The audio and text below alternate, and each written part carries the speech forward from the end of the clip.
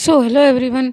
ये डिक्टेशन हमने रामधारी गुप्ता खंड 2 प्रतिलेखन संख्या 12 से ली है। डिक्टेशन की स्पीड होगी 80 शब्द प्रति मिनट। डिक्टेशन स्टार्ट होगी 5 सेकंड बाद। स्टार्ट। भाइयों, भूगोल, पर्वत और समुद्र ने भारत के स्वरूप का निर्माण किया है। कोई मानव संस्था इसके आकार को बदल नहीं सकती और न ही उसके अंतिम लक्ष्य में बाधक बन सकती है। आर्थिक परिस्थितियों और अंतर्राष्ट्रीय मामलों की लगातार मांगों के कारण भारत की एकता और भी आवश्यक हो गई है। भारत के जिस चित्र को हमने अपने दिलों में संजोया है वह सदा हमारे दिलों और दिमागों में रहेगा।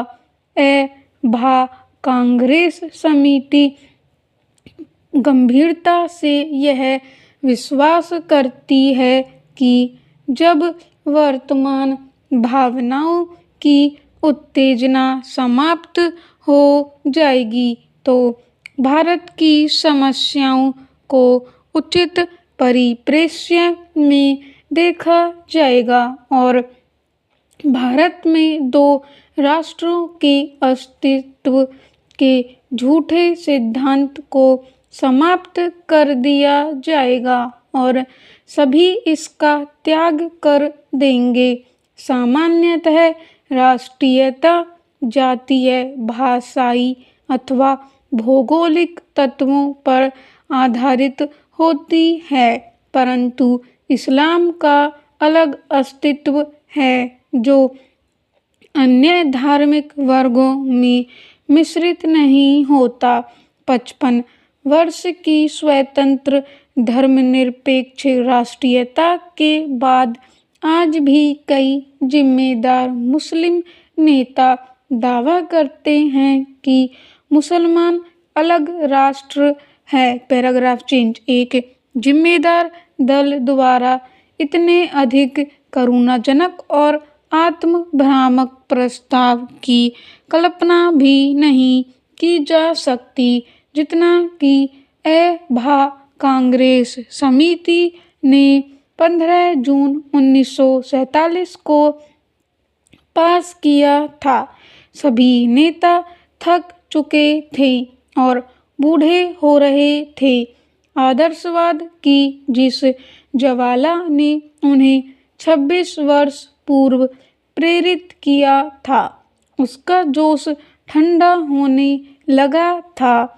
कांग्रेस का विकास सदा ही बदलते नेतृत्व के माध्यम से हुआ था, परंतु पिछले 25 वर्षों में वही नेता कांग्रेस की सत्ता संभाले हुए थे।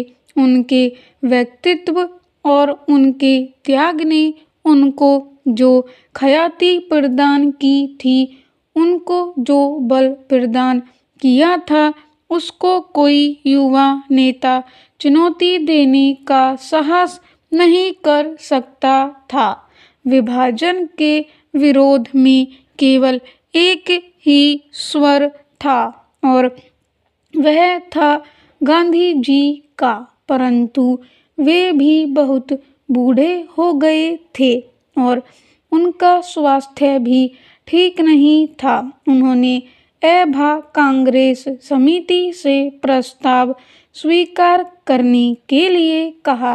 यदि वे नई कार्यकारिणी समिति और नई अंतरिम सरकार के लिए नई नेता नहीं चुन सकते, प्रस्ताव को पहले कार्य समिति ने पास किया।